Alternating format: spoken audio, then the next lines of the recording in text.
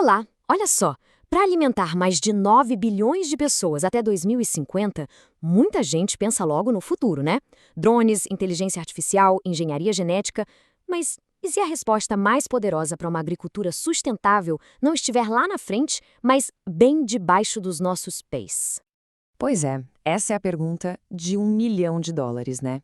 Como que a gente faz para garantir comida para todo mundo, de um jeito que não destrua o planeta para as próximas gerações? O quebra-cabeça é gigante, mas a solução, olha, ela começa num lugar bem, inesperado. E quando eu digo debaixo dos nossos pés, é literal mesmo. A primeira peça desse quebra-cabeça tá lá. Sabe, antes de pensar em qualquer semente superpoderosa, a gente precisa arrumar a casa. A base de tudo. E o grande vilão em muitas, mas muitas partes do mundo tem nome: acidez do solo. Então, vamos lá. Primeiro, vamos entender o tamanho real desse problema. Porque a acidez do solo é tipo um obstáculo silencioso, sabe? Mas que, nossa, limita demais o potencial da agricultura. Mas afinal, o que é essa tal de acidez do solo? Basicamente, é pura química. Pensa assim: num solo ácido, o pH é baixo. Isso faz com que o alumínio, que é super tóxico para a planta, fique solto por ali, envenenando as raízes. E não é só isso. Ao mesmo tempo, essa acidez prende, aprisiona nutrientes essenciais, como o cálcio e o fósforo. É como se a planta estivesse morrendo de fome, mesmo com a comida toda ali do lado, trancada num cofre. E a escala desse problema, gente, é imensa. Solos de regiões tropicais, como aqui no Brasil, já são naturalmente mais ácidos. Para se ter uma ideia, na região amazônica, por exemplo, os estudos mostram um número que assusta: até 75% dos solos sofrem com acidez alta. Pensa nisso, é uma área gigantesca que está operando muito, mas muito abaixo do que poderia. Mas calma, a boa notícia é que a ciência já tem uma solução para isso. E é uma solução fundamental. Dá para pensar nela como um tipo de check-up completo para o solo, que funciona em duas etapas. Essa solução tem dois nomes: calagem e gessagem. Pensa nelas como uma dupla dinâmica, elas se completam. A calagem, que usa calcário, age mais na superfície, sabe? Arrumando a sala de estar do solo. Já a gessagem é a especialista que vai mais fundo, lá no porão, tratando as camadas mais baixas, para que as raízes das plantas possam crescer para valer, fortes e saudáveis. E o mais incrível da calagem é que os benefícios vão muito além de só consertar a química. Sim, claro, ela neutraliza a acidez, mas ela também, olha só, transforma a estrutura física do solo, deixa ele menos duro, mais fofinho, mais airado. E o principal, ela meio que desperta um verdadeiro exército de micro-organismos do bem que estavam adormecidos ali. Isso cria um solo realmente vivo. Isso nos leva para um conceito que é chave aqui, a tal da capacidade de troca de cátions, a famosa CTC. O jeito mais fácil de entender isso é pensar na CTC como a dispensa de nutrientes do solo. Num solo ácido, a porta dessa dispensa está trancada a 7 chaves. A calagem é a chave mestra que abre essa porta.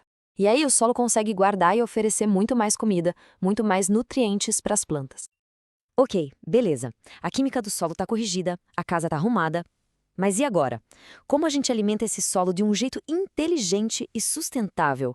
É aqui que a história fica ainda mais legal, porque agora entra em cena uma tecnologia que transforma o que a gente costuma chamar de lixo em um recurso, olha, valiosíssimo. A gente está falando dos fertilizantes organominerais, os FONs. A ideia por trás deles é simplesmente genial.